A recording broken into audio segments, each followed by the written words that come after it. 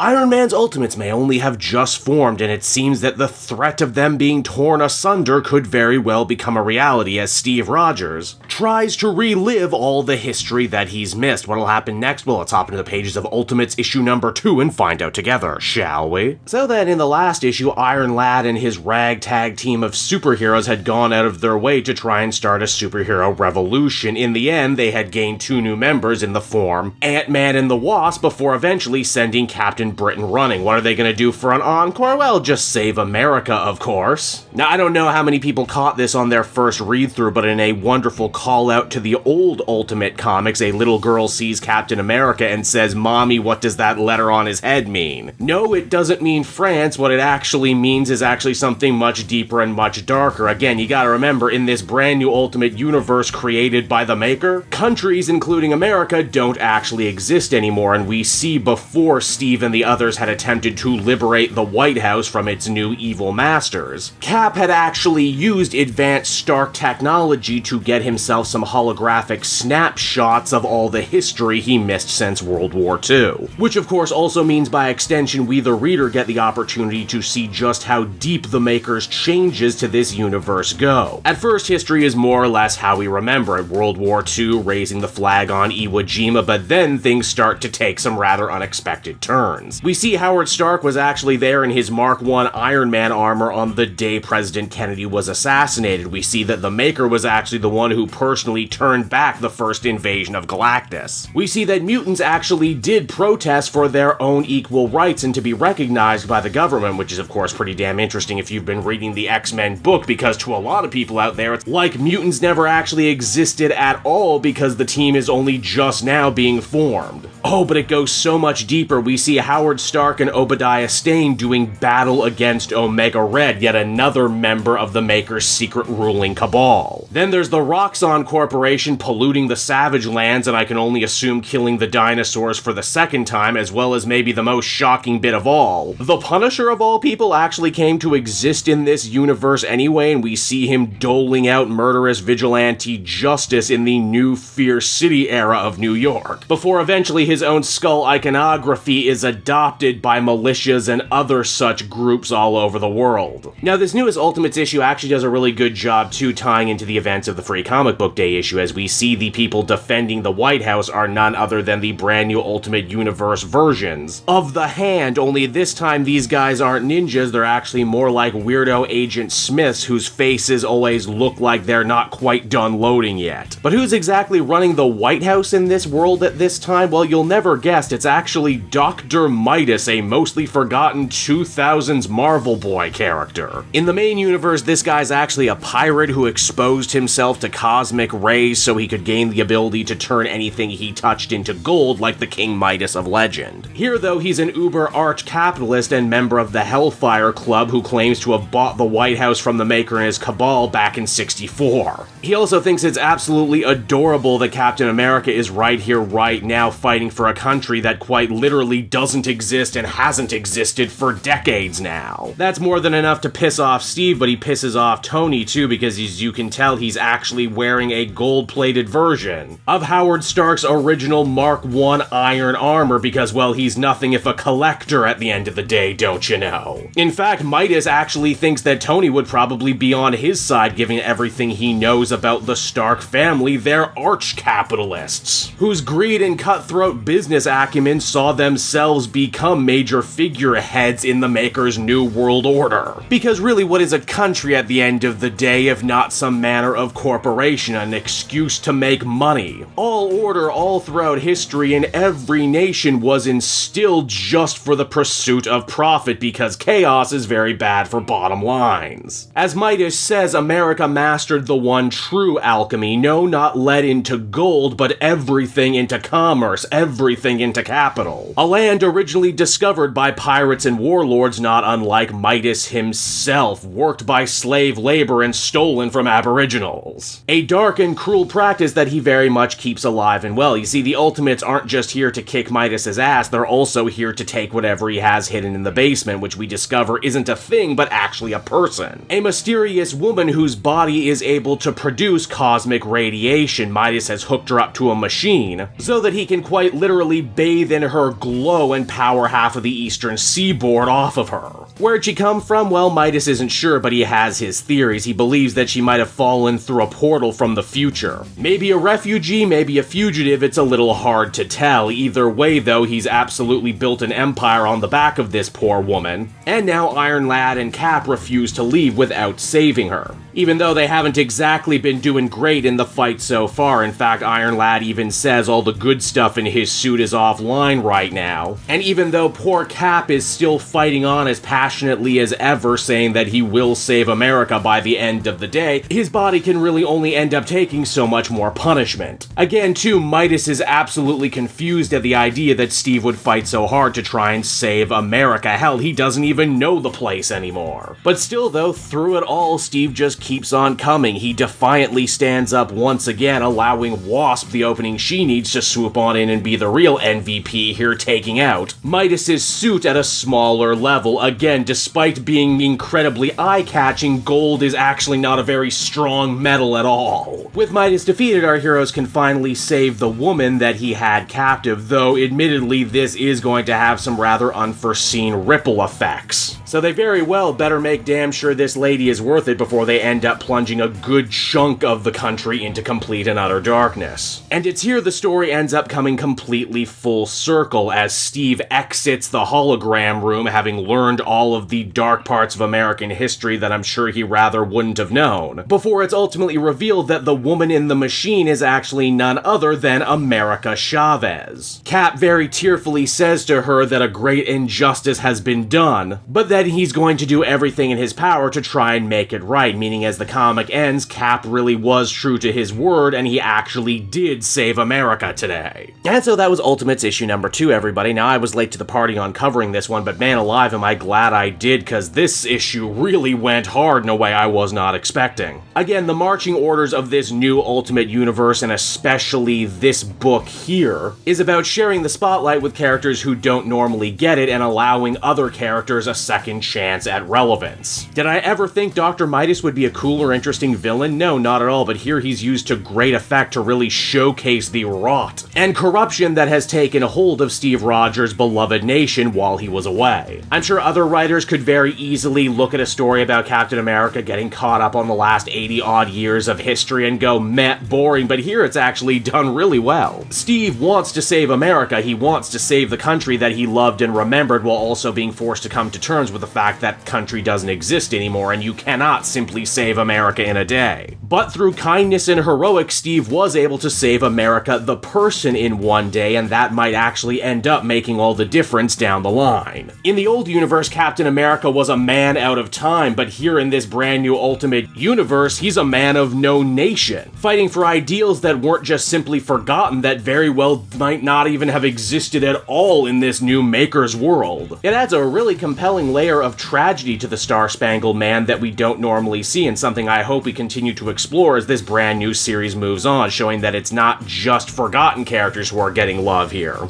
but also major characters who can be given fresh and exciting spins. Overall, I would actually give this one a very well-deserved 9 out of 10. Ultimates, as indeed all the other Ultimate comics I have been reading, have really been bringing the heat, and I personally can't wait to see what they all do next.